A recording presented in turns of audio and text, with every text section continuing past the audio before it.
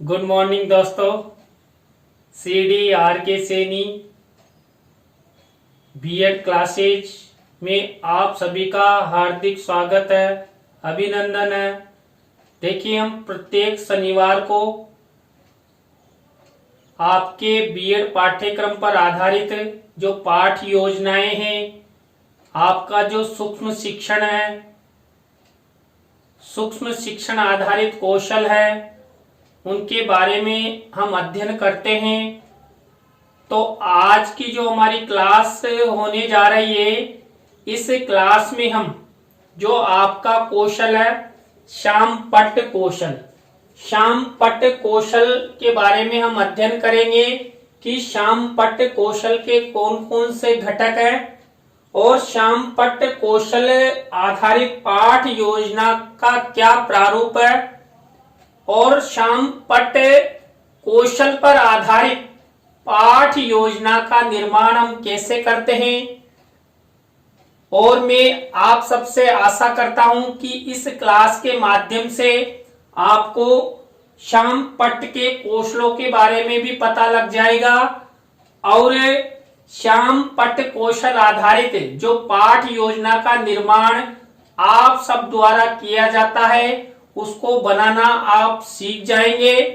तो वीडियो को बिल्कुल स्वाइप नहीं करें, हमारी क्लास के अंत तक हमारे साथ जुड़े रहें। और यदि आप हमारे YouTube चैनल पर नए हैं तो सबसे पहले हमारे चैनल को सब्सक्राइब करें और पास ही बने बेल आइकन के बटन को दबा देवे। तो आइए देखते हैं श्यामपट्ट कौशल के घटक। देखिए, श्यामपट्ट कौशल के घटक, ये देखिए, ये श्यामपट्ट कौशल के घटक हैं। पहला घटक है अक्षरों की सुडौलता एवं स्पष्टता। देखिए, श्यामपट्ट कौशल के अंतर्गत ये देखा जाता है कि आप द्वारा जब श्यामपट्ट पर लिखा जाता है तो जो अक्षर लिखते हैं, हम जो शब्द लिखते हैं, उनमें सुडौलता है कि नहीं है, स्पष्ट लिखे हैं कि नहीं है। इसके बाद दूसरा घटक है अक्षरों के आकार में समानता। देखिए, जब हम श्यामपट्ट पर अक्षर लिखते हैं या शब्द लिखते हैं, उनके आकार में समानता है कि नहीं है। आपने मान लीजिए एक शब्द तो ऐसे लिख दिया और एक शब्द ऐसा लिख दिया, तो इस तरह आपका श्यामपट्ट जो कौशल है वो विकसित नहीं हो पाएगा। दोनों ही जो अक्षर या शब्द आपके द्वारा श्यामपट्ट पर लिखे जाते हैं, वो आपको इस तरह एक जैसे आकार में लिखना है, यानी आपकी हैंड राइटिंग एक समान होनी चाहिए, जिससे अक्षरों में सुडौलता आए और स्पष्टता आए। थर्ड घटक है पंक्तियों में स्पष्टता एवं समान अंतर। देखिए, जब आप श्यामपट्ट पर लिखते हैं तो दो पंक्तियों के बीच में समान अंतर होना चाहिए और स्पष्टता भी होनी चाहिए। देखिए, आप जब श्यामपट्ट पर लिखते हैं तो एकदम से लाइन, जो पंक्ति या सेंटेंस लिखते हैं, वो भी एकदम से सीधा होना चाहिए। मान लीजिए आप यहां से लिख रहे हैं और लिखते लिखते ऊपर चले गए, तो आपका श्यामपट्ट कौशल विकसित नहीं होगा। आप जो भी लिखते हैं एकदम से आपको सीधा लिखना है और दो पंक्तियों के बीच में उचित स्थान होना चाहिए, समान अंतर होना चाहिए, शब्द समान होने चाहिए, शब्दों का आकार एक जैसा होना चाहिए, आपके शब्द स्पष्ट होने चाहिए, सुडौल होने चाहिए। इसके बाद देखिए, नेक्स्ट घटक है व्याकरणिक शुद्धता। देखिए, आप जो भी श्यामपट्ट पर लिखते हैं, चाहे शब्द लिखो या सेंटेंस लिखो, उन सब में व्याकरणिक दृष्टि से शुद्धता होनी चाहिए, यानी आपको श्यामपट्ट पर अशुद्ध शब्द नहीं लिखने हैं। ये विशेष ध्यान रखें, जिससे आपका श्यामपट्ट कौशल विकसित हो सके। नेक्स्ट घटक है विषय वस्तु की क्रमबद्धता। यानी कि जब आप किसी भी विषय वस्तु के बारे में, टॉपिक के बारे में श्यामपट्ट पर लिख रहे हो तो विषय वस्तु में क्रमबद्धता होनी चाहिए। क्रम के अनुसार या तो आप नंबरिंग कर दें या लाइन को लिखते हुए अंडरलाइन कर दें या मुख्य बिंदुओं को, देखिए अगला एक घटक है मुख्य बिंदुओं एवं शब्दों का रेखांकन। देखिए जब आप श्यामपट्ट पर कोई शब्द लिखते हैं या सेंटेंस लिखते हैं तो उसमें जो मुख्य बिंदु होते हैं उन मुख्य बिंदुओं को एवं शब्दों को उनका नीचे अंडरलाइन कर देना है, यानी रेखांकन कर देना है जिससे दूर से ही दिखे।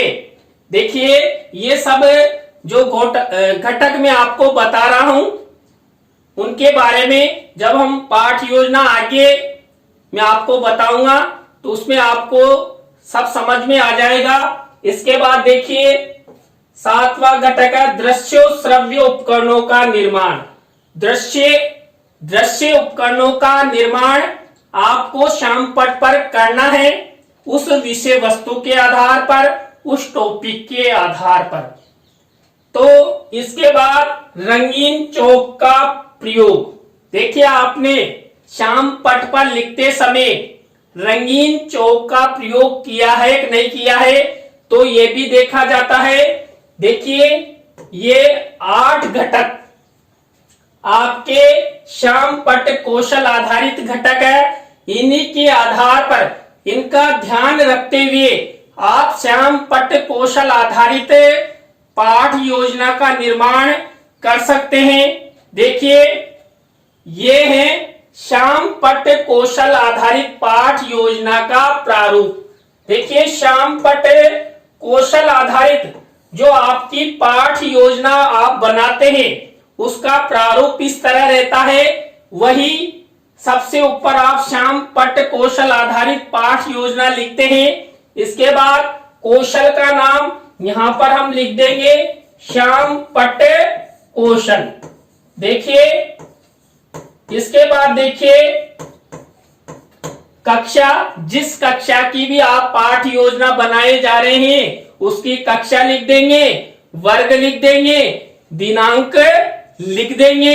इसके बाद देखिए विषय, कौन सी विषय की आप पाठ योजना बना रहे हैं, हिंदी की, अंग्रेजी, गणित, विज्ञान, जिस विषय की आप पाठ योजना बना रहे हैं यहां पर आप विषय लिख देंगे।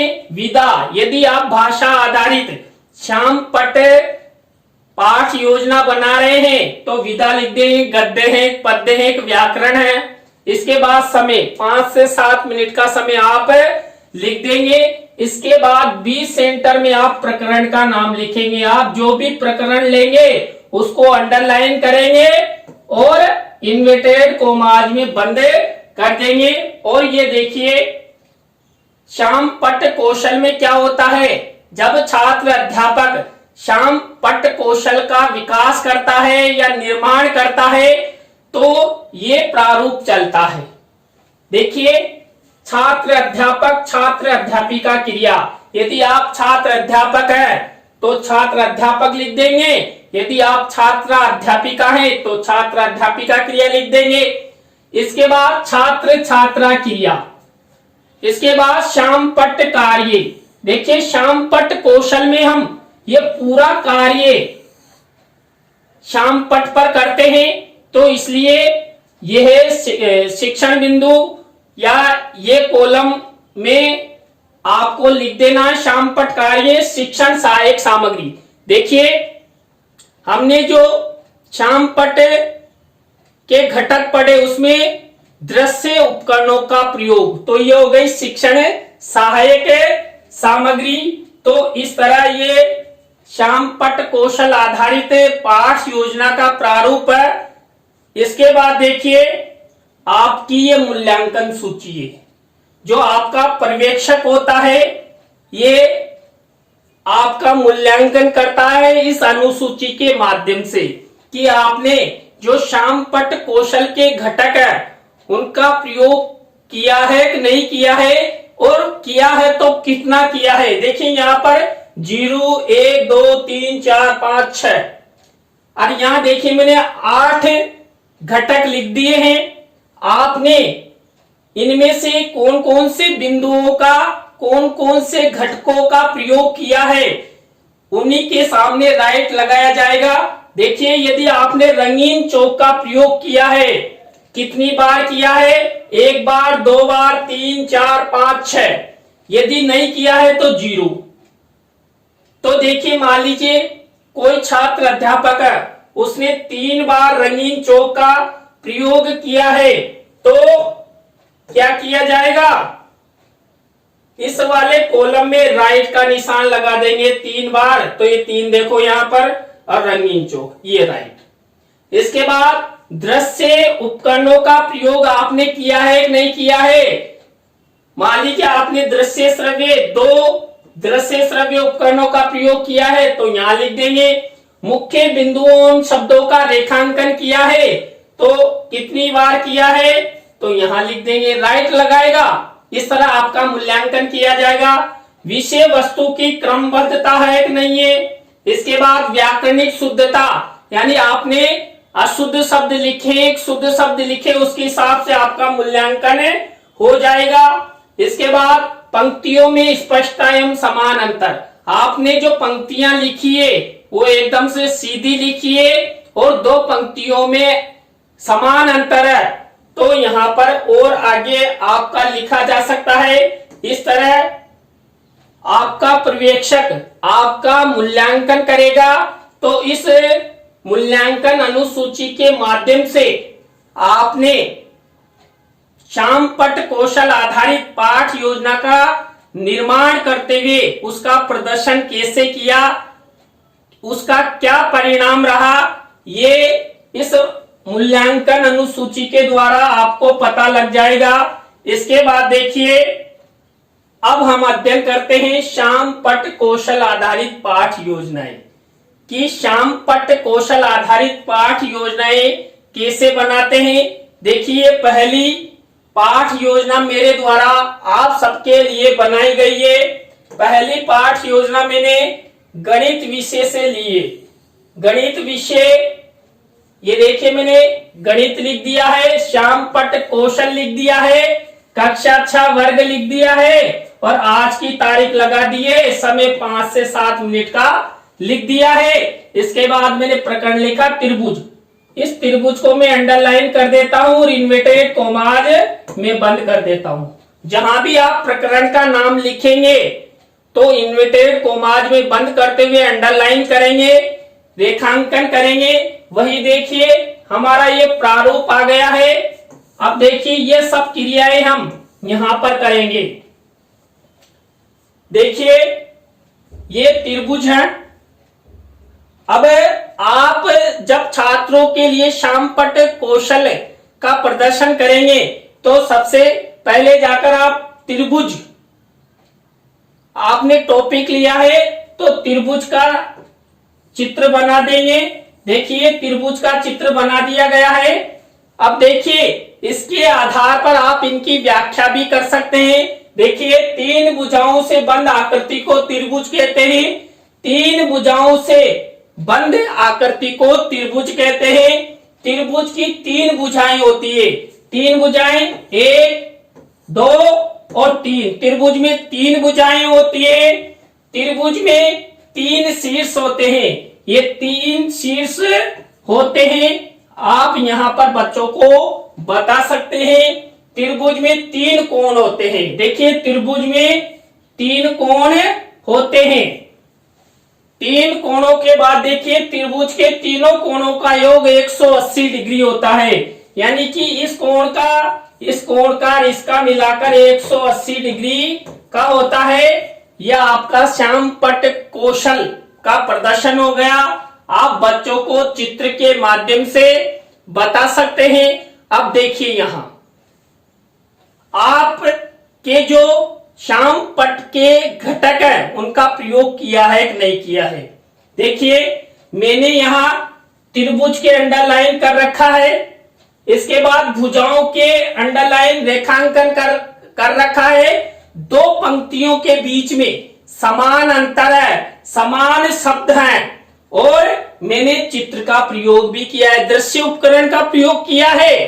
इसके बाद देखिए मैंने जो विषय वस्तु है उसी के आधार पर यहां का प्रदर्शन किया है।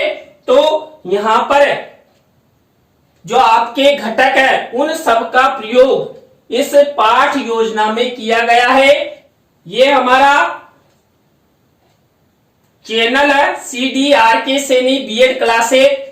इसको यदि आप गूगल, यूट्यूब या विडमेट या फेसबुक पर सर्च करना चाहते हैं तो CDRK सैनी कीवर्ड द्वारा इसे आप सर्च कर सकते हैं, हमारी वीडियो को देख सकते हैं, ज्ञान प्राप्त कर सकते हैं और हमारे चैनल को सब्सक्राइब भी कर सकते हैं।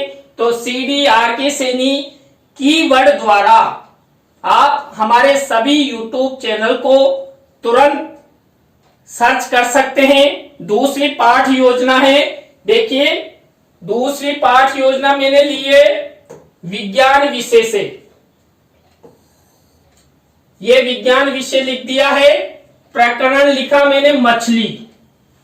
वही देखिए यहां पर थोड़ी सी आज की तारीख लगा देते हैं, 20 फरवरी 2021 को हम पाठ योजना बना रहे हैं।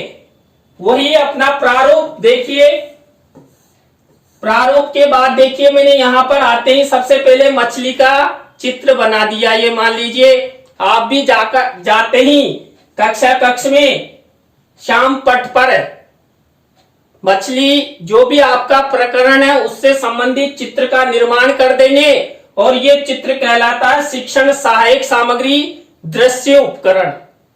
यहां पर देखिए मैंने शिक्षण सहायक सामग्री के नीचे ये चित्र बना दिया है। अब इसी के आधार पर जो आपका श्याम पट है उस कौशल को विकसित करने हेतु इस मछली की व्याख्या मेरे द्वारा की जाएगी। देखिए पहला बिंदु, देखिए मैंने बिंदु के अनुसार यहां पर इस मछली की व्याख्या की है। मछली जलीय प्राणी है। देखिए जो मछली है ना ये जलीय प्राणी है, ये जल में रहती है। मछलियां जीवन पर्यंत गिल से श्वास लेती है। देखिए गिल होते हैं यहाँ, इनके द्वारा मछलियां अपनी श्वसन क्रिया करती है। इनका शरीर का ताप जल के ताप के समान रहता है, यानी कि जल का तापमान और मछलियों का जो तापमान है ये समान रहता है। अधिकांश मछलियां अंडज तथा कुछ जरायुज होती है, यानी कुछ मछलियां होती है ना वो अंडज यानी अंडे देती है और कुछ जरायुज यानी बच्चे पैदा करती है। इनका शरीर कठोर सल्कों से ढका रहता है। देखिए आप ये देख रहे हैं ना, ये इसके सल्क हैं, इसके माध्यम से जो मछली का शरीर होता है वो ढका रहता है। स्तनी की तरह मछली में बाल एवं दुग्ध ग्रंथियां नहीं होती है। देखिए जो स्तनधारी होते हैं, स्तनधारी जानवर जैसे गाय है, भैंस है और मनुष्य भी स्तनधारी जानवरों की श्रेणी में आता है, लेकिन मछली स्तनधारी जीवों की श्रेणी में नहीं आती। इसके स्तन नहीं होते, दुग्ध ग्रंथियां भी नहीं होती और न ही बाल होते हैं। प्राय दीर्घाकृति मछलियां मुख्यतः शरीर के तरंगण द्वारा तैरती है। देखिए जो तरंगण होता है उसके द्वारा मछलियां जल में तैरती है और अपना जीवन यापन करती है। तैरती हुई मछलियां अपना भोजन भी प्राप्त करती है। तो इस तरह ये श्याम पट कौशल आधारित पाठ योजना हो गई। और देखिए ये इसको हम व्याख्या कौशल भी कह सकते हैं, लेकिन यहां पर हमने प्रत्येक चीज, प्रत्येक विषय वस्तु श्याम पट पर लिखी है, तो यह श्याम पट कौशल हुआ। हमने दूसरी श्याम पट कौशल आधारित पाठ योजना का अध्ययन कर लिया है। देखिए जो हमारा चैनल है CDRK सैनी बीएड क्लासेज, ये चैनल CDRK सैनी परिवार की ओर से संचालित है। इस चैनल के अंतर्गत मेरे जन्मदाता, मेरे आदर्श, मेरे माता पिता भी सम्मिलित है। वो इस समय इस संसार में नहीं है, लेकिन मेरे द्वारा जब इस चैनल का निर्माण किया गया तो मेरी इच्छा, उनके आदर्श मेरे इसी चैनल के साथ साथ जीवन भर चले। इस हेतु मैंने मेरे जन्मदाता, मेरे माता पिता, मेरे आदर्शों को इस चैनल में, देखिए ये RK मेरे जन्मदाता है, तो पूरी फैमिली का नाम मैंने इस चैनल में सम्मिलित किया है। आप सभी से हमारे चैनल को अपेक्षाएं हैं कि आप हमारे चैनल को सब्सक्राइब करें, हमारे चैनल की वीडियो को अधिक से अधिक शेयर करें और बीएड पाठ्यक्रम पर आधारित ज्ञान का अधिगम करें और परीक्षा की अच्छी तैयारी करें। देखिए इसके बाद मैंने थर्ड पाठ योजना लिए हिंदी। अब देखिए यहां पर मैंने विदा नहीं लिखी है, मैं यहां विदा लिख देता हूं।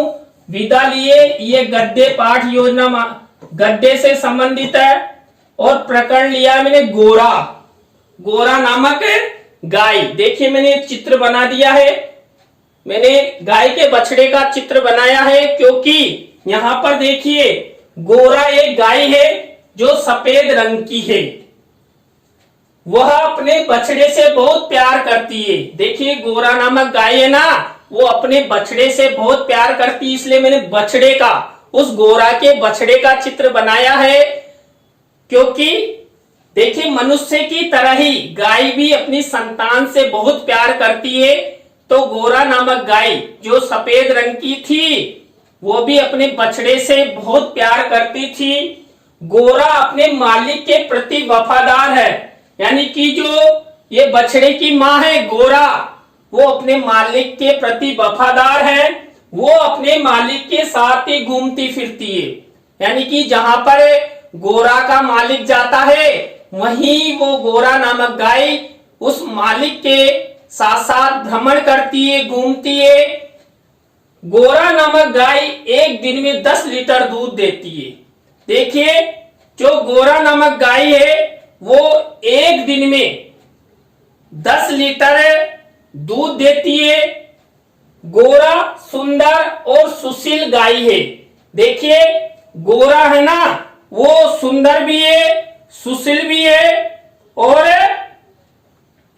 अपने मालिक के प्रति वफादार भी है, जिससे क्या है उस गाय कौन गोरा को मालिक भी बहुत चाहता है। देखिए मैंने यहां पर गाय की व्याख्या कर दी। अब यहां पर देखिए मैंने कुछ शब्द अंडरलाइन भी किए हैं, 2 पंक्तियों के बीच में समान अंतर है। जो शब्द है वो सुडोल है, स्पष्ट है, आप सबको अच्छे से समझ में आ रहे हैं। तो यहां पर मैंने जो आपके श्यामपट्ट कौशल के घटक है उन सब का प्रयोग यहां पर किया है। इसके बाद देखिए ये हमारे चैनल का मोनो है, CDRK Saini B Ed classes by CL Saini. इसके बाद देखिए ये हमारी नेक्स्ट संस्कृत की श्यामपट्ट पर आधारित पाठ योजना है। यहां पर वही संस्कृत, यहां पर विधा देखिए पद्य विधा है, क्योंकि यहां श्लोक है तो पद्य विधा ले लेंगे। इसके बाद परोपकार आपका प्रकरण है, इसको अंडरलाइन कर देंगे इन्वर्टेड कॉमास में। वही तारीख श्यामपट्ट कार्रवाई करने के बाद देखिए ये श्यामपट्ट कौशल आधारित पाठ योजना। अब इसमें मैंने शिक्षण सहायक सामग्री का प्रयोग नहीं किया है। मैं छात्रों को जाते ही इन 2 श्लोकों को लिखकर ले और गति से छात्रों को सुनाऊंगा। अष्टादश पुराणेषु व्यासस्य वचनद्वयम् परोपकार पुण्याय पापाय परपीडनम्। तो छात्र भी जो शामपट पर लिखे हुए श्लोक का अनुकरण करेंगे, जैसे अध्यापक के द्वारा सस्वर आदर्श वाचन किया गया, उसी तरह छात्र भी सस्वर आदर्श वाचन करेंगे। दूसरा श्लोक परोपकाराय फलन्ति वृक्षा परोपकाराय वहन्ति नद्ये परोपकाराय दुहन्ति गावः परोपकारार्थ इदं शरीरम। देखिए, इस तरह आप यहाँ पर श्लोक का वाचन कर सकते हैं। तो आप सबको बहुत बहुत धन्यवाद जो आप सब हमारी क्लास से अंत तक जुड़े रहे और शामपट के घटक उसकी पाठ योजना के द्वारा अधिगम किया गया। तो बहुत बहुत धन्यवाद। नए टॉपिक के साथ हम आपसे फिर कल मिलेंगे इसी टाइम। Thank you, bye.